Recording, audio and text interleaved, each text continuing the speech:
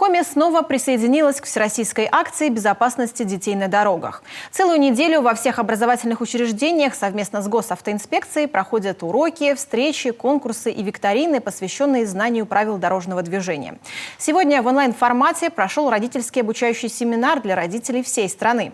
А в Республиканской академии юных талантов развернулась лаборатория безопасности. В путешествие в страну знаков и дорог вместе с ребятами отправились члены правительства Коми, вице-премьер, министр МВД и руководитель Министерства образования.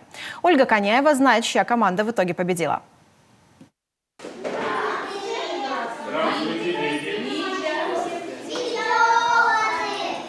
Правительственный десант высадился в Академии юных талантов. Сегодня здесь занятия для первоклашек гимназии искусств при главе Коми.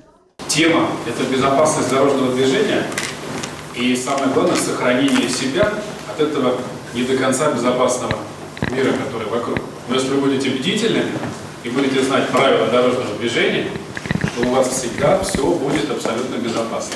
Красные, желтые и зеленые ребята делятся на команды. В каждой мощная поддержка. Первая станция – интерактивная игра на знание ПДД. Можно ли ехать на велосипеде, который не по росту ребенку? Конечно, нет, решают ребята с помощью вице-премьера Игоря Булатова. Ты будешь ехать, у тебя ноги не будут доставать, и ты не сможешь ехать, и ты сразу упадешь, как сядешь.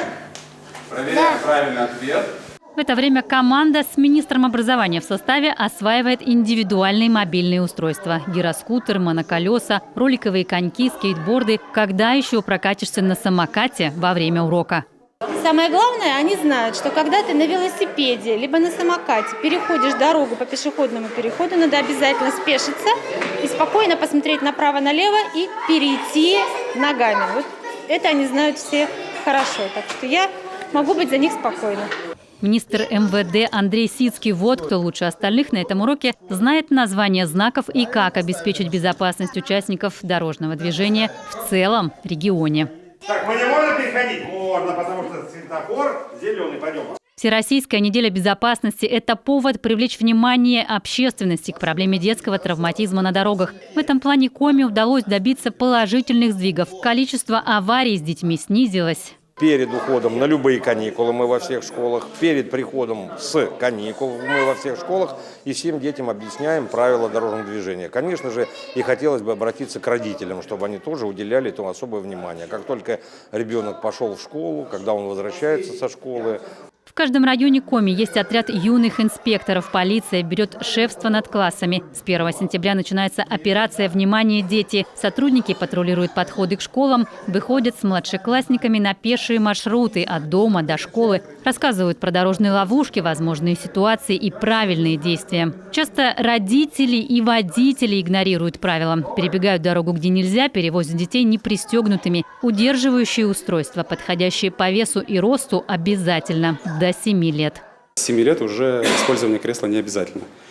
Самое главное, чтобы ремень безопасности проходил по грудной клетке. То есть, когда пристегиваем ребенка, не был у шеи. На улице тем временем подготовка к конкурсу рисунков. Все по той же теме. 4 класс гимназии искусств обучающий плакат изобразил на асфальте. Мы придумали плакат по правилам дорожного движения для того, чтобы другие, кто проходил мимо, могли знать правила дорожного движения, чтобы переходили по пешеходному переходу только на зеленый свет. Светоотражатели, чтобы были на портфелях, на одежде, чтобы машины вечером, когда темно, могли увидеть вас. Открытые уроки, викторины, интерактивы. Всю неделю под знаком дорожной безопасности. В социальных сетях проходят челленджи «Возьми ребенка за руку», «Везу ребенка правильно». Эти тренды не на неделю, навсегда.